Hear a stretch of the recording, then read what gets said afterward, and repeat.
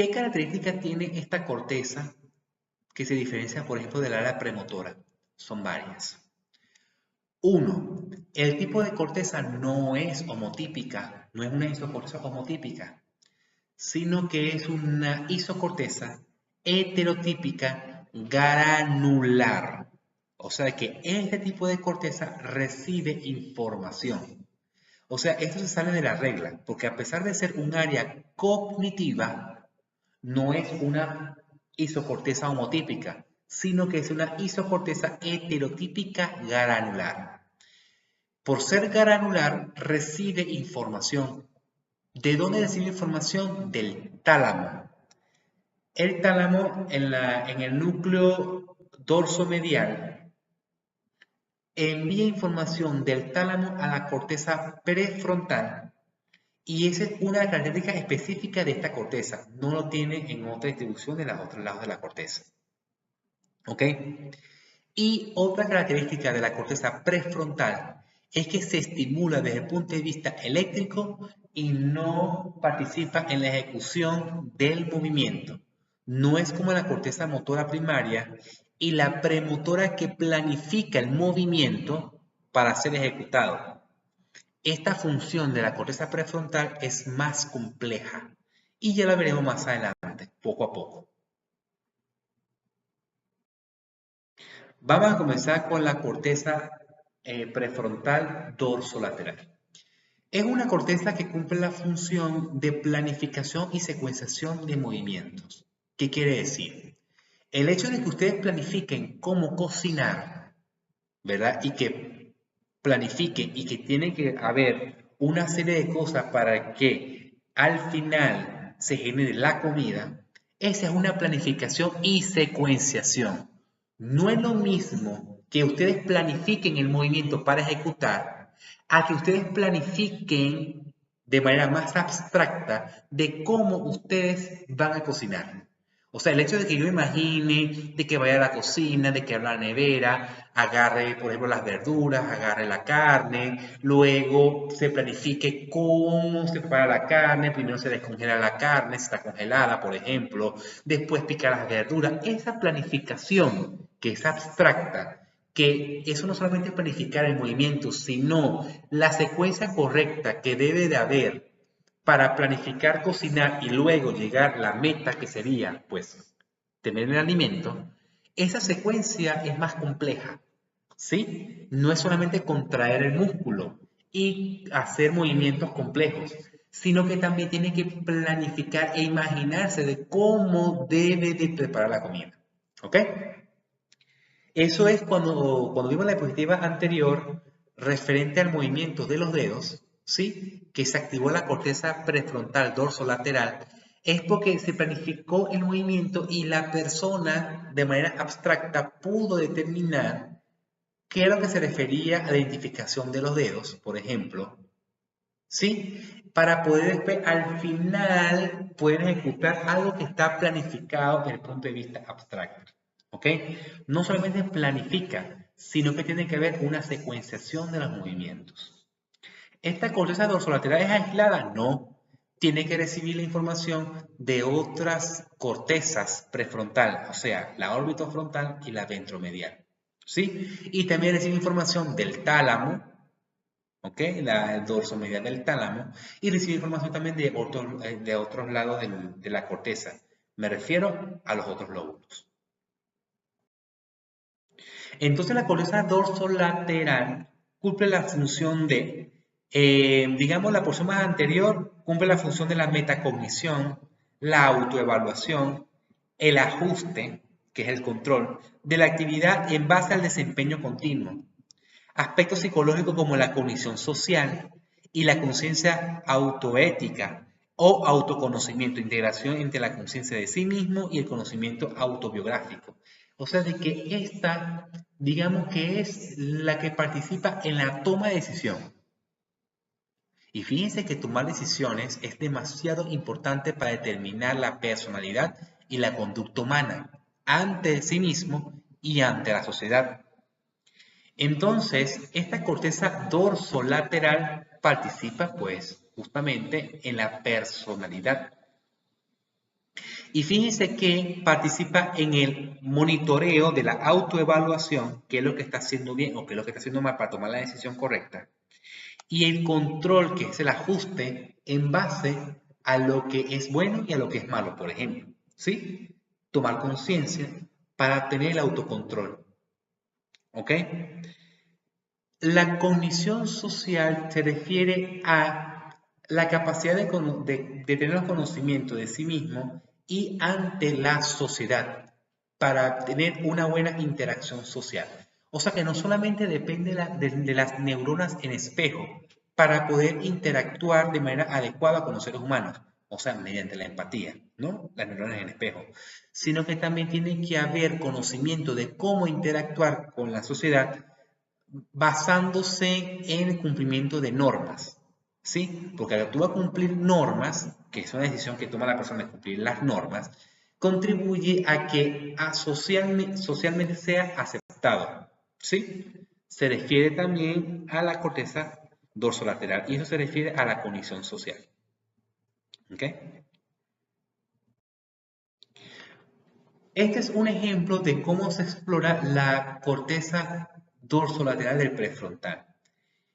Se le indica a la persona, por ejemplo, que presione un botón cuando se visualice, por ejemplo, un círculo. Y cuando vea un cuadrado u otras figuras, no presione el botón. Entonces, por ejemplo, en la pantalla se muestre un círculo, presione el botón. Luego se muestra un cuadrado, no presione el botón. Luego se muestra otra vez el cuadrado, no presione el botón. Luego otra vez el cuadrado, no presione el botón. Otra vez el cuadrado, no presione el botón. Presiona el círculo, sí presiona el botón.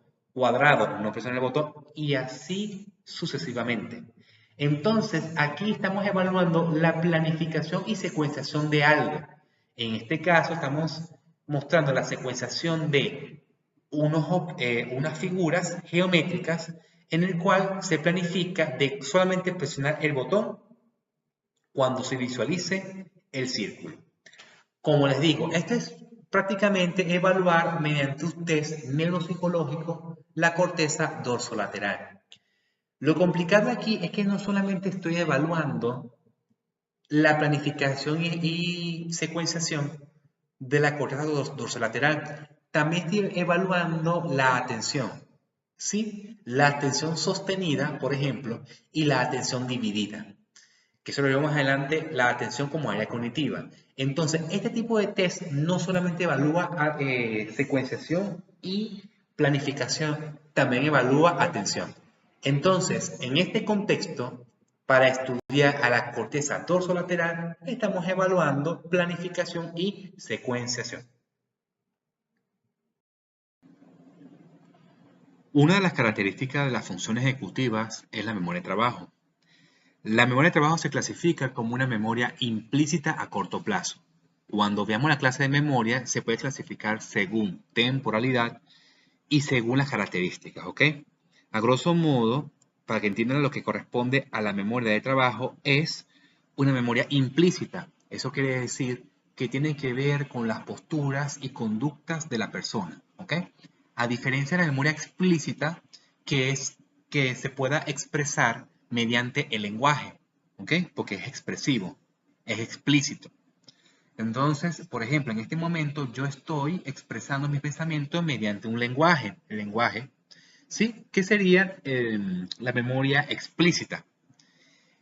Y por temporalidad, es a corto plazo la memoria de trabajo porque dura de segundos a minutos. A largo plazo puede durar horas, días, semanas, meses, años, etc. Entonces, quiere decir de que este tipo de memoria que participa en la función ejecutiva es una memoria implícita que modifica la conducta humana para la resolución del problema que se presenta en el momento. Una vez que se resuelva en el momento, se le olvida, ¿ok? En este caso estamos explorando la memoria de trabajo en ese sentido, ¿sí? En primer lugar, mediante el estímulo visual, el mono visualiza el alimento, ¿ok? En uno de los cuadrantes que se encuentra ahí en la parte inferior. Luego se le quita el estímulo visual al animal, ¿ok? ¿Dónde se encuentra el alimento? Una vez que se restablece el estímulo visual, el mono va a buscar alimento. Obviamente tuvo que retener esa información para luego tener la recompensa, que sería el alimento. Entonces busca de manera adecuada donde se encuentra el alimento y listo, sin cometer errores. Una vez resuelto este tipo de actividad, ¿sí? O de resolución de problema, el mono se le podrá olvidar después dónde es la ubicación del alimento. Como forma parte de las funciones ejecutivas, sí se encuentra en la corteza prefrontal, justamente en la corteza dorsolateral. O sea que la corteza dorsolateral del prefrontal se almacena en la memoria de trabajo. Ahora vamos a estudiar la corteza prefrontal ventromedial. Justamente se encuentra así en la porción en un corte sagital del cerebro, con donde justamente corta el cuerpo calloso, y aquí se visualiza en color azul la corteza ventromedial. Sin embargo, aquí en este dibujo agarra también la parte anterior del gyrus singular, ¿ok? Entonces, esto forma parte de otro circuito neuronal, pero lo que está por delante del gyrus singular se encuentra aquí en la corteza prefrontal ventromedial.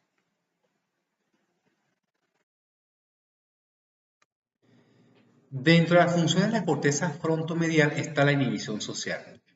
Los seres humanos estamos expuestos a reglas y normas sociales, de cual debemos de cumplir, a pesar de que internamente tengamos deseos o ganas de realizar otra cosa diferente a las normas sociales.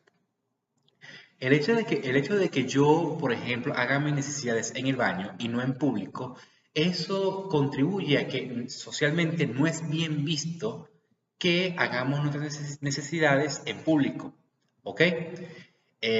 También está relacionado con el hecho que queramos decir algo a alguien, bien sea porque estemos molestos o porque estemos felices, simplemente lo inhibimos, ¿ok?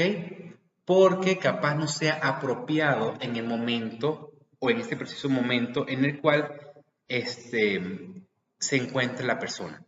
Entonces, por esa razón, existe un control de inhibición social que, a pesar de que la persona desee realizar cosas, no lo manifieste, ¿ok? Imagínense que le caiga mal a una persona, ¿sí? Y tienen ganas de insultarlo, pero el hecho de que exista un control inhibitorio a nivel de la corteza prefrontal, lo están pensando, pero no lo dicen, se controlan, ¿ok? Básicamente es por eso, porque existen normas y reglas socialmente que tienen que ser cumplidas. También cumple la función de la detección y solución de conflictos.